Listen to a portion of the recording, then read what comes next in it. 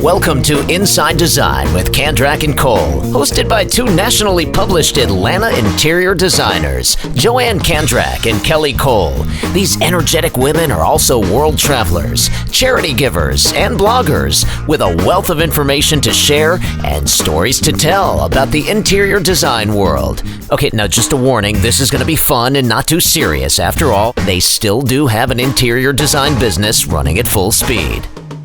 Hey everybody, welcome to Inside Design with Kandrak and Cole. This is episode 91, and we have a wonderful guest today, Donna Krueger of DK Gallery.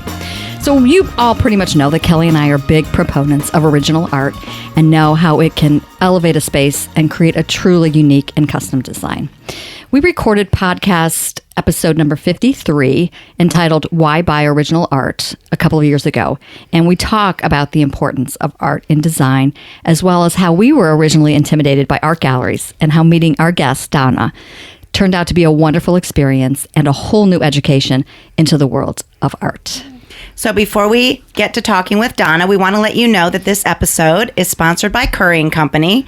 Curry is mainly known for their lighting, such as chandeliers, pendants, the whole gamut of wonderful lighting, but they also have an extensive line of furniture, upholstery, and accessories. So they've been in business for over 30 years. They're family-owned. We adore them. Their customer service and commitment to craftsmanship and quality is really what makes them one of our go-to sources. So please check them out, curryandcompany.com.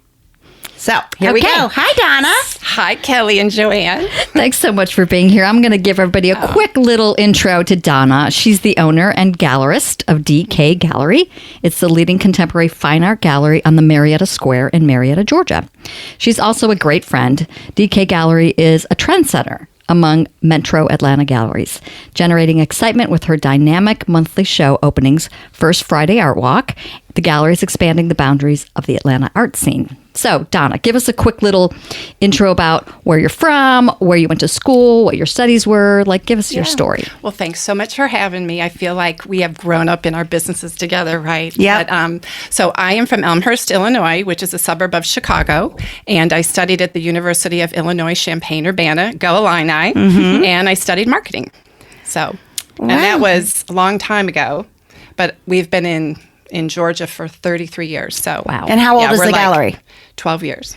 So I remember when we first met and we were talking about the gallery and we were explaining to you that this is long time ago, and we were saying how we always felt, at least I did, I'm sure you probably felt the same way. Yeah, I definitely did. That we were intimidated walking into art galleries because I don't have an art history degree. I'm not from I don't know the history of blah, blah, blah, blah, blah. It was just always, I felt they were snotty. And I felt like I had to have a ton of money to walk in to look at everything. Everything was going to be so expensive. But and you had this very kind of organic, natural approach where you didn't have that background either. You are actually a marketing, sales, business woman. Right. But you have a love of art. Right. And so it all of a sudden, and I remember you saying, if you just walk in, an artist wants nothing more than to have somebody interested in their art. And learning the story behind the art and learning about the artist is a great joy. And so all of a sudden I felt more relaxed, it was okay, and you made it that way. Thank you. Yeah. Thank you. Yeah, and that is... It's all just about passion, and joy, and just being accessible. So one of the questions, we were going to talk about is what were obstacles? And I think when you did your podcast on why did you feel that way? There's all these misconceptions, right? So people think that it's only for the wealthy. They think that I think a great point that you all had brought up was that reproduction work, prints, that it's the same thing, so to me, as a gallerist, it's all about, I don't sell the work. Even though I come from a marketing and sales background, I don't sell the work sells itself. My job as a gallerist is pure and simple to get people into the gallery over and over again. Oh, that's a good way to think about it. Yeah. Yeah, the Friday Art Walk is really cool. It's the first Friday of every month. And how did that start? Gosh, the year before we opened, it was actually an artist that was a local Marietta artist. It was a small little gallery that had started. It's actually where there's a florist right now. And they came up with the idea of doing Art Walk. So when this whole idea of doing an art gallery came about, I felt that because there was an art walk already that was started, there was some strength and there was hope, and that we really could do something like that. We've been to it several times. It's very cool. Yeah. Yeah. So I have to tell everybody here, because you have received so many accolades in this art scene. Best Gallery in Atlanta by Jezebel Magazine in 2018 and 19, and also named Best Gallery by Cobb Life Magazine in 2019 and 2020, as well as Points North Top Savvy and Successful Women. Like, wow, Donna. Whoa. So what do you attribute this success to? Like, where?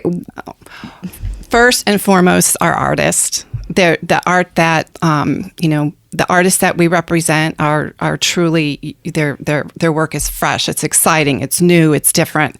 It might be traditional subject matter, but there's a new approach to it. So first and foremost, the artists. And also, it's not just the individual artists, but it's our stable of artists together.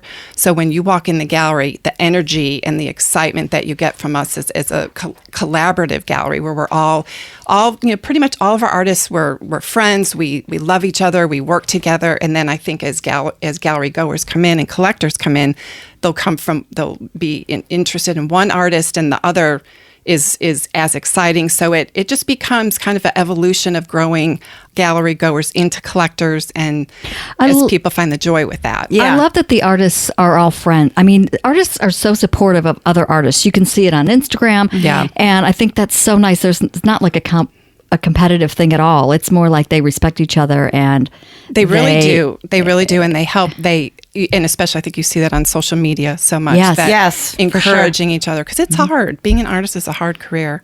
But so you had asked about what was our success to. So first was and foremost is the artist, but then second, everything about the gallery from the beginning is about being accessible.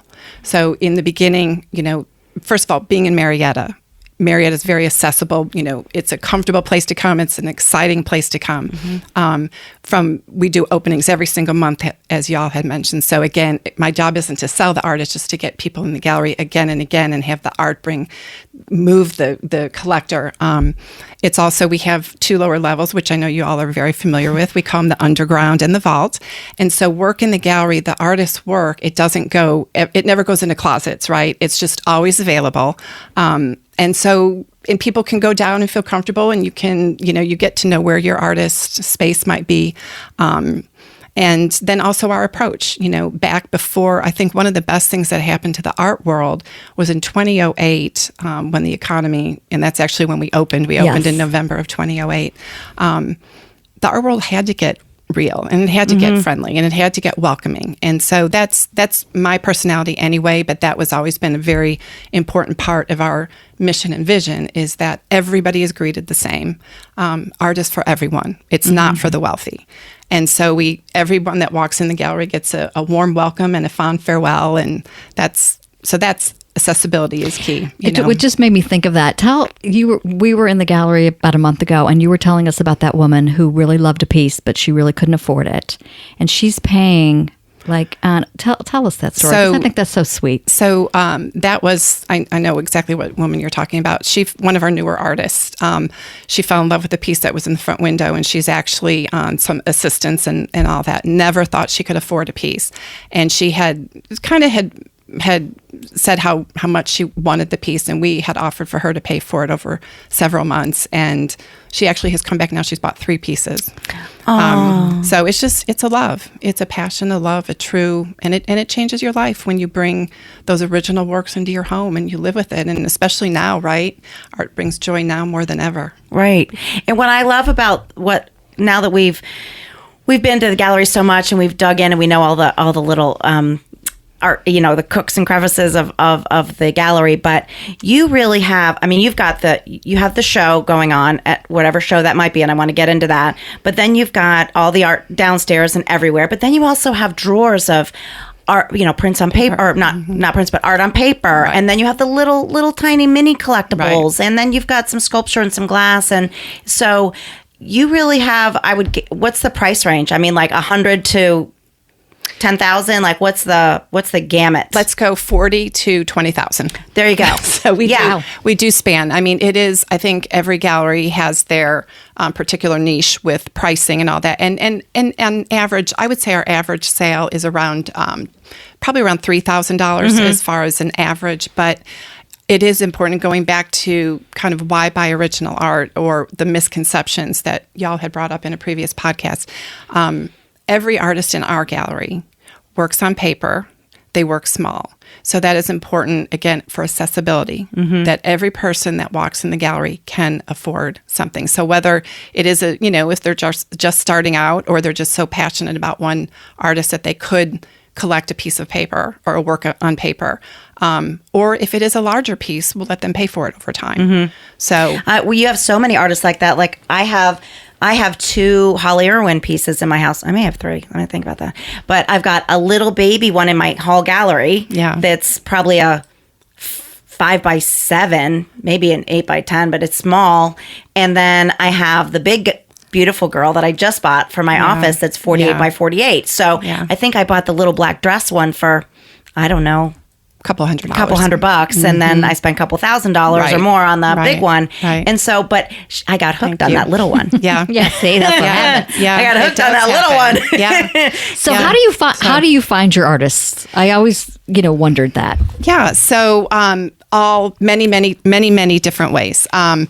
Some from in the beginning when we've just known them, right? Or artists that you follow. I've always been around art. I've always enjoyed collecting.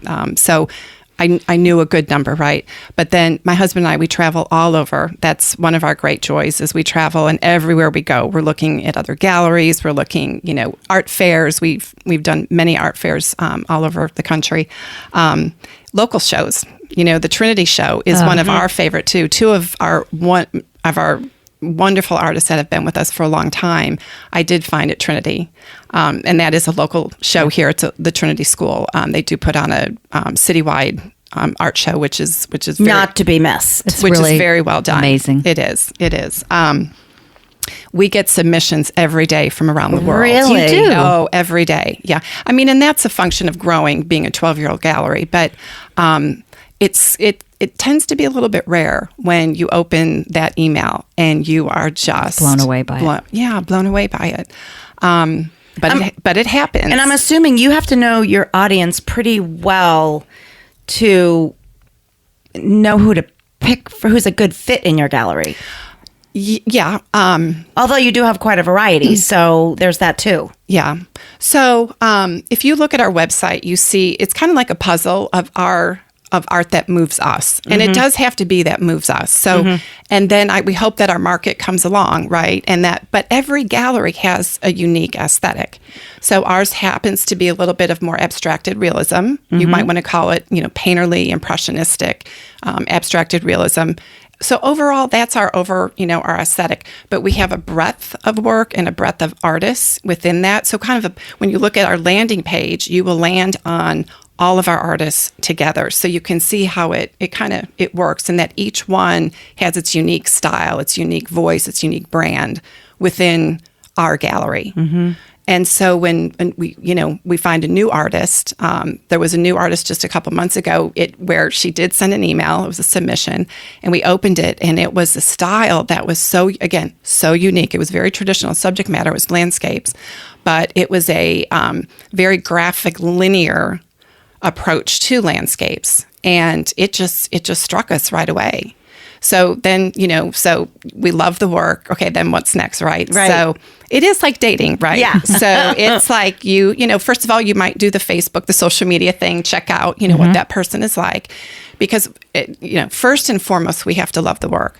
But then second is we have to work together, because it is like Joanne and Kelly, you are a true partnership. So we are a full partnership, and we are working and living together every single day. So then it's the whole dance of doing a studio visit, going to the art, seeing what their studio's like. Every once in a while, you'll see a submission that's great, but then you go to the studio and you realize that it might not be the depth of the type of work that you're looking for, the depth of the artist that you're looking for. Because now, again, after 12 years, we pretty much are working with full-time, professional full-time working professional artist. We still love discovering a young one. The show that we have up that will open Saturday is actually called 20-something, and it's for 20-somethings that are outstanding. They're already professional. 3 of them are already full-time professional working artists, but they're not in school. They didn't go to art school. They're just literally every day as a professional artist. I get it that you can learn, you can be trained, you can learn, but I really think it's a God-given gift. I think it's kind of a hereditary thing.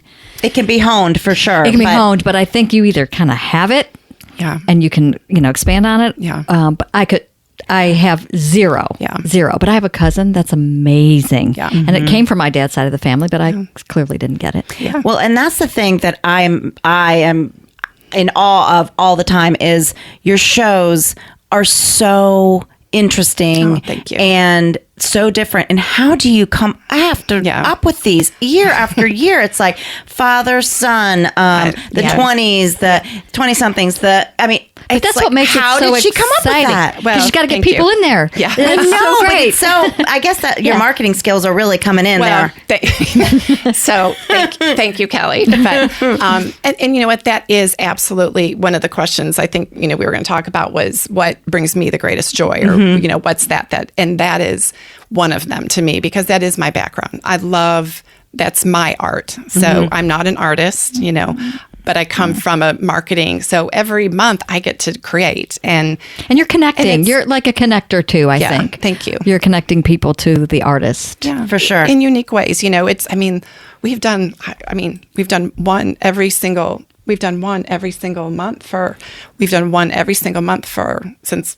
years. So, oh my gosh, it amazes me. But you know what? We are never we're already kind of into half of next year. So wow. We really? You're planning that far in advance. That's amazing. Yeah. Oh, for sure. Yeah, because the artists are painting for it, especially when we're doing solo shows. Yeah. We have 3 of our shows next year will be solo shows. Well, solo shows or 2-person shows. Okay. So that's, filling up a whole gallery with work. So we participated. I can't remember the name of it. It was the designers that used a piece of art. Yes. And then we designed a vignette. I love that. What was that called? That was called Curated by Designer. That's right. It was one of my favorite because obviously we love working with our designers and we have so much fun working together. And, the priority that our designers that we love to work with put on original art it's exciting and it's fun. And so that show is where we asked designers to pick one piece in the gallery and then design a whole vignette around it. So,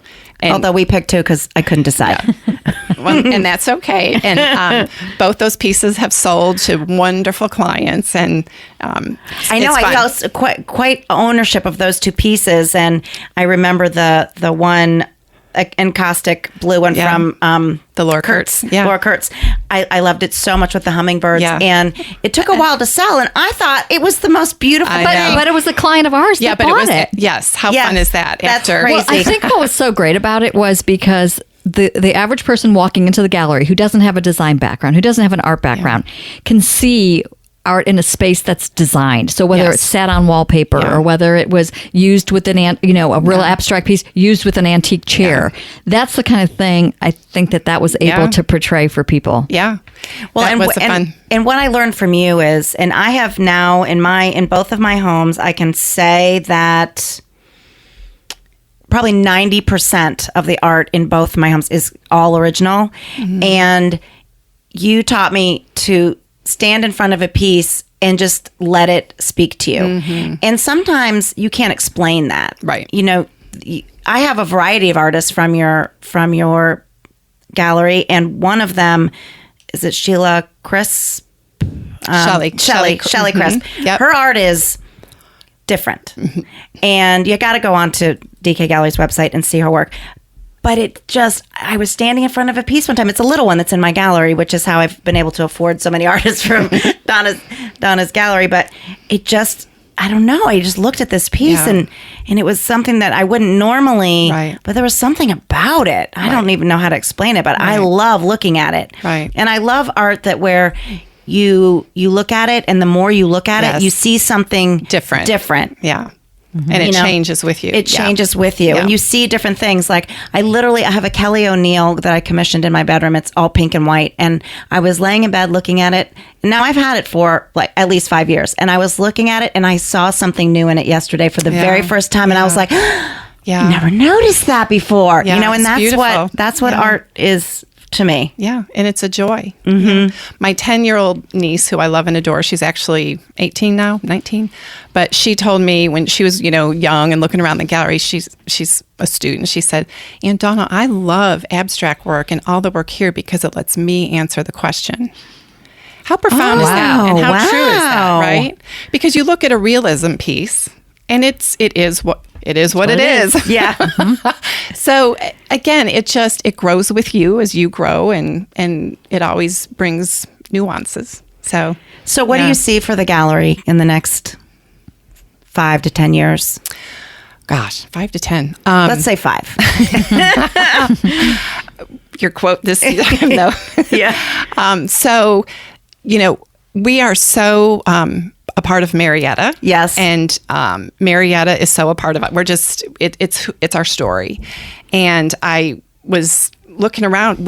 There are 7 amazing, great new businesses that have or are opening during COVID. Wow. 'Cause we wanted to talk to you about, how you've been affected by COVID and how it's been. And I'd love to talk about that because there's some good stuff there. But so, I mean, as far as I think the future of the gallery, simply because of where we are, again, it's been our story. And now I think the story is evolving even greater. Marietta is a way different Marietta today than it was when we opened in 2008. So, and it's so much of it is the strength of the arts and culture that have just, again, that's what people want, and especially now. But there's fabulous new restaurants that are opening. There is a very high-end hair salon that will be opening.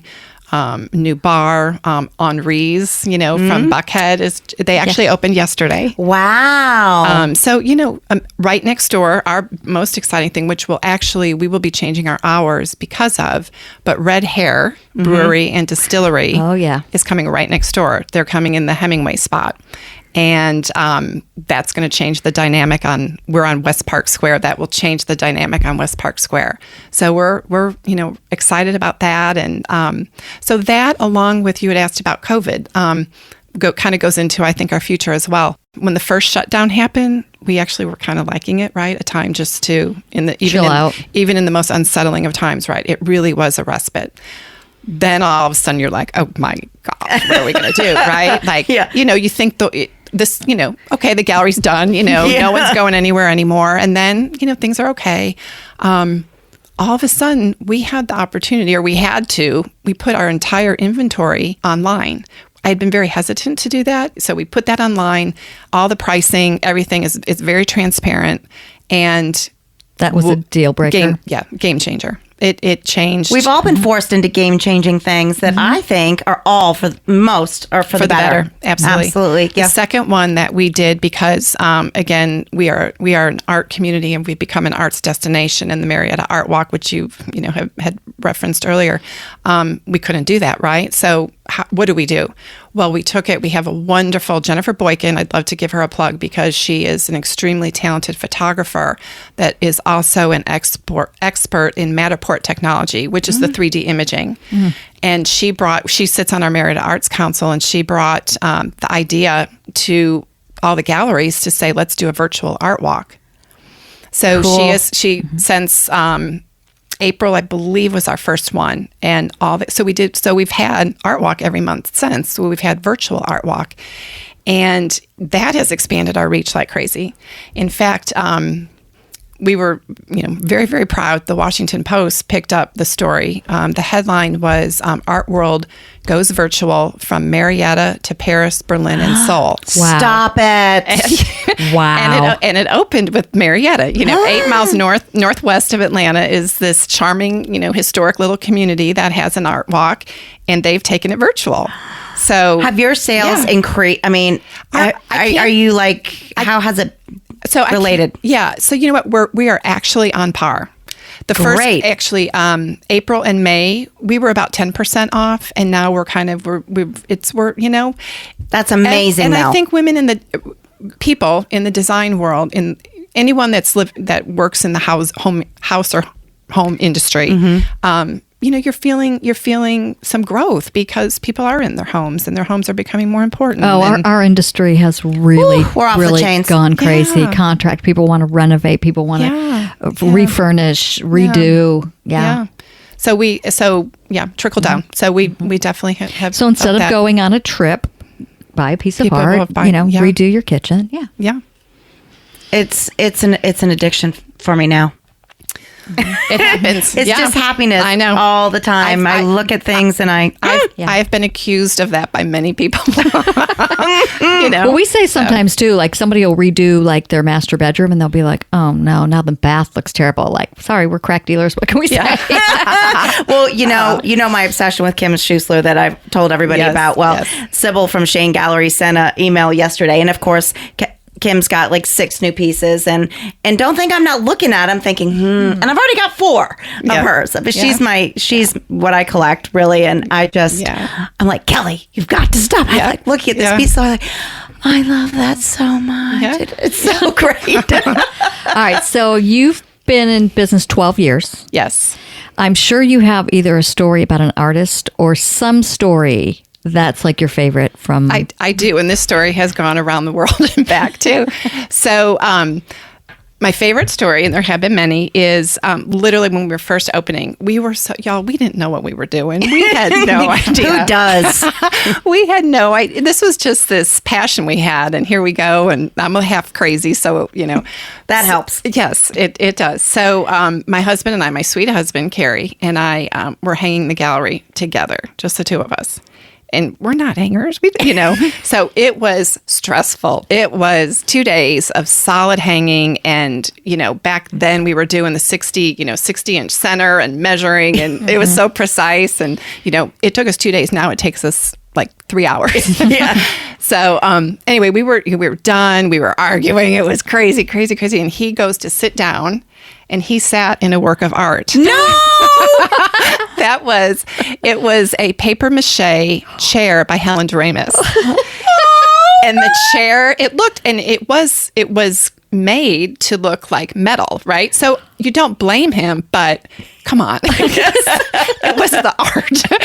And we had 4 of them, and it was a red one, and it was sort of placed on the wall. So he goes to sit on it, and it crumbled. Yes, it crumbles. He goes flying into the wall. Oh my and God. the red, it had streak marks on the wall for the longest time. So we will, that was a really funny one. Yes. So And he's a big guy to begin with, so he is that a was big guy. Yes. Oh my Yes. God. And he's a great helper. He is. I mean, he's he wonderful. really is. Thank you. Yes. All right. Well, it's time to wrap up, which I hate because it always goes too fast. It always does. So we have a couple quotes, and I searched for these quotes, and I couldn't do just one of the series. I had to do 2 of them. So I'll do that one, and then Kelly, you can do the funny one. Okay. So this goes into so much of what we talked about. So the first one is, once Picasso was asked what his paintings meant. He said, "Do you ever know what the birds sing? You don't, but you listen to them anyway." I think that's pretty cool. Yep. And then sometimes with art, it is important to just look. Art is not what you see, but what you make others see. And basically what you just talked about, Kelly. Yes. Absolutely. I feel very strongly that art speaks to you. I love this funny quote so much. Okay, ready? So, in retrospect, no one in 2015, not a single person, got the answer right to, where do you see yourself 5 years from now? Is that not the truth? It's so Nobody true. got that right. Nope. Not a single person. Nope. Well, we didn't mention when we started that Donna is here in our studio with us. And I think, is this the first in-person guest we've had? Yeah, because we've never hooked up the third microphone. Oh. Yeah, don't all of our think guests we have have. been virtual. So this was thank so you. fun to be Thank you. eye to eye and face to face. It makes the conversation a little bit easier. Yeah. Thank you. And more personal. So we appreciate you coming in and sitting in our studio full of original art. It is beautiful. Yes. It is so beautiful and joyful, just like y'all. Well, thank you for joining us. Thanks for having me. We hope you all are hanging in there. And if you need a little bit of happy in this crazy 2020, go out and buy yourself a piece of original art. Yes, and check out DK Gallery. Is it Thank you. dkgallery.com? .us. .us. I knew it was something different. Yep. Yeah, dkgallery.us. And you're on Instagram and all those other great things. And we have an opening the first Friday we are back live. So first Friday of every month, but this Saturday is our 20-something from 12 to 4. So That sounds like a good Oh, one. we're going to be in High We'll be in Point. High Point. You'll be wowed. I promise you'll be wowed. Excellent. Great. Well, Great. thank you, Donna. And thank you, everybody, Thanks, you for guys. listening. Thanks for listening, everybody. Bye. Bye. Join Joanne and Kelly weekly for a lively conversation about trends, travels to industry events, current design projects, the good, the bad, and the ugly, do's and don'ts, product recommendations, and more. Be sure to follow the fun on Facebook. They're on Instagram at Kandrak Cole, and of course, you've got to visit them online at kandrak-cole.com for more information.